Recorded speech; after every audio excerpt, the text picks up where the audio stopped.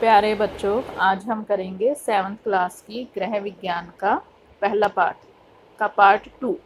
पहले पार्ट में हम वातावरण को किस तरह से साफ रखना है, उसको साफ रखने के कारण और अस्वच्छ वातावरण का स्वास्थ्य पर प्रभाव, इनके बारे में हमने पढ़ा था।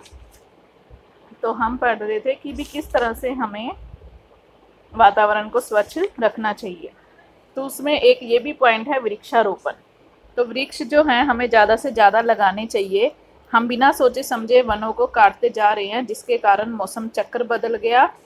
तो कहीं पर भयंकर सूखा पड़ता है, तो कहीं काफ़ी तेज़ बारिश होती है और जिससे जन धन की हानि होती है।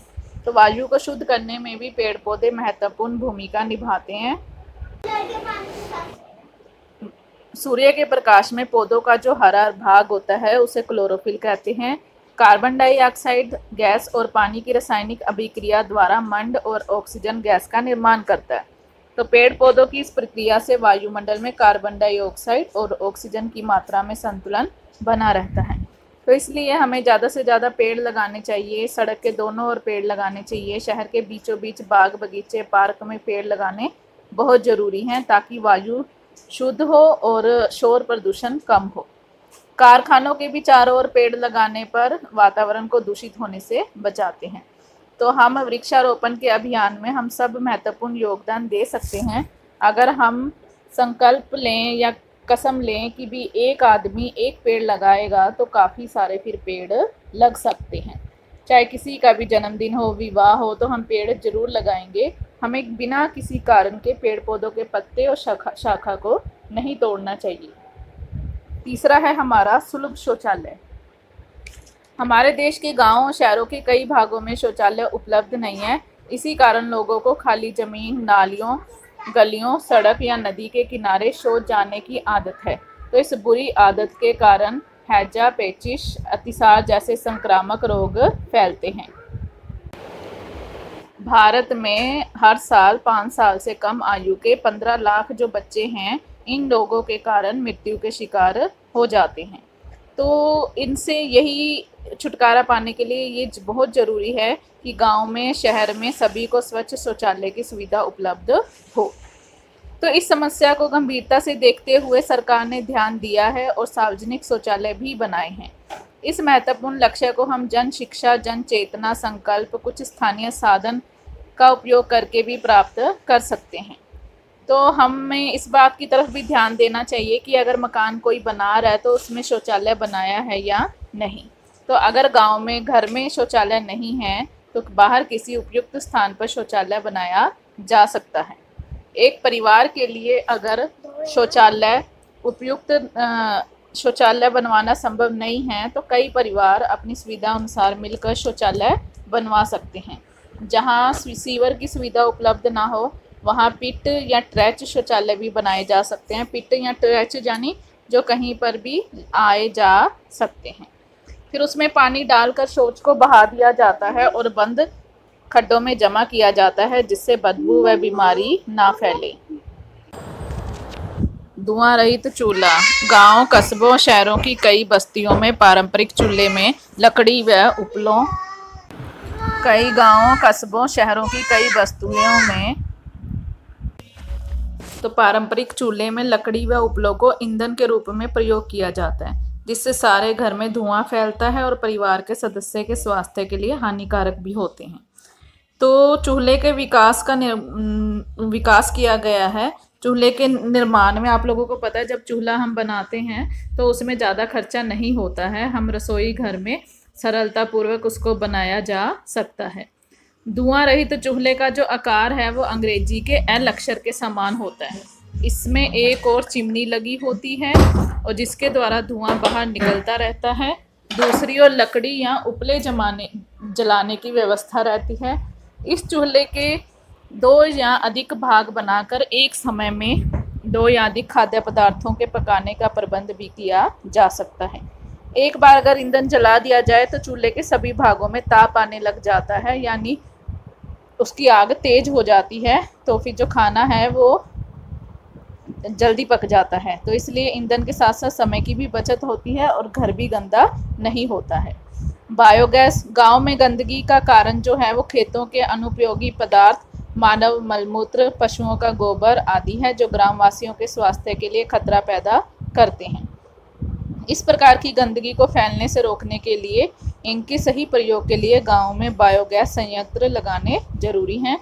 अपने उपलब्ध साधनों के अनुरूप एक परिवार या कुछ परिवार मिलकर इकट्ठे होकर बायोगैस संयंत्र लगा सकते हैं। तो इस संयंत्र में बनी गैस को ईंधन के रूप में प्रयोग करके वायु को धुएं से दूषित होने से बचाया जा सकता है। इसमें बनी जो प्राकृतिक खाद है उससे भी भूमि की उर्वरता को बढ़ाया जा सकता है। गांव के लिए बायोगैस बहुत ज़रूरी है। सरकार इसे अधिक लोकप्रिय बनाने के लिए इसे लगवाने में विशेष तकनीकी सहायता और अनुदान देती है। तो फर्स्ट क्वेश्चन है हमारा, वातावरण को स्वच्छ रखना क्यों महत्वपूर्ण है, और दूसरा है वायु दूषित होने के मुख्य कारणों का उल्लेख करो। वातावरण को स्वच्छ रखना क्यों महत्वपूर्ण है, तो हम लिख सकते हैं स्वस्थ जीवन व्यतीत करने के लिए व्यक्तिगत स्वच्छता के साथ साथ वातावरण की स्वच्छता की ओर विशेष ध्यान देना भी अति आवश्यक है। स्वच्छ वातावरण और सार्वजनिक स्वास्थ्य जीवन की आधारशिला है। ये फर्स्ट का हमारा आंसर है। दूसरा क्वेश्चन था वायु दूषित होने के मुख्य कारणों का उल्लेख करें। तो वायु दूषित होने के कारण हैं, एक हम लिख देंगे वायु का दूषण, जल का दूषण, भूमि का दूषण और शोर द्वारा दूषण। तीसरा हमारा क्वेश्चन है कि जल जैसे उपयोगी पदार्थ को हम कैसे दूषित कर सकते हैं। तो हम लिखेंगे कि जो लोग हैं वो नदियों, तालाबों, कुओं, झीलों, पोखरों में लोग कपड़े धोते हैं, बर्तन साफ करते हैं, उससे हम और पशुओं को नहलाते हैं, कई बार मलमूत्र आदि भी त्यागते हैं जिससे कई रोगाणु मिल जाते हैं, तो फिर अनेक प्रकार के रोग फैलते हैं। तो ये हम तीसरे का आंसर लिख सकते हैं। चौथा है भूमि दूषित होने के क्या कारण हैं। तो भूमि, देखो हमारा देश एक कृषि प्रधान देश है। बंजर, पहाड़ी, रेगिस्तान भूमि को छोड़कर जो भूमि शेष बचती है वो जीवन निर्वाह के लिए कम है। तो खेतों में भी अधिक पैदावार लाने के लिए रासायनिक उर्वरक और कीटनाशक दवाइयों के बढ़ते प्रयोग के कारण भूमि दूषित हो रही है। ये हमारे फोर्थ का आंसर। फिफ्थ है शोर किस प्रकार वातावरण को दूषित करता है। तो किसी भी अवांछनीय आवाज़ को शोर कहते हैं। कई कारखानों, तेज वाहनों, ऊंची आवाज़ में बनाए गए रेडियो, टेलीविज़न आदि के शोर से भी वातावरण दूषित होता है।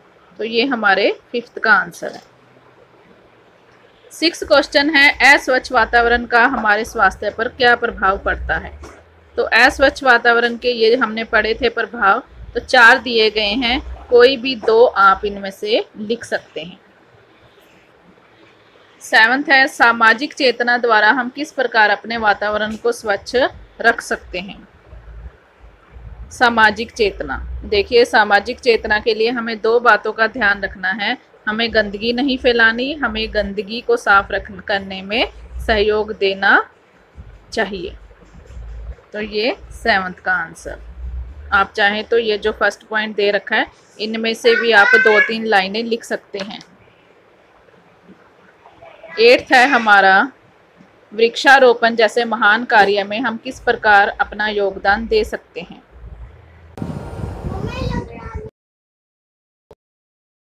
वृक्षारोपण के अभियान में हम सभी अपना योगदान दे सकते हैं यदि हम संकल्प लें किसी भी शुभ अवसर जैसे जन्मदिन, विवाह आदि पर पेड़ लगाएंगे। तो ये हमारा 8th का आंसर हो जाएगा।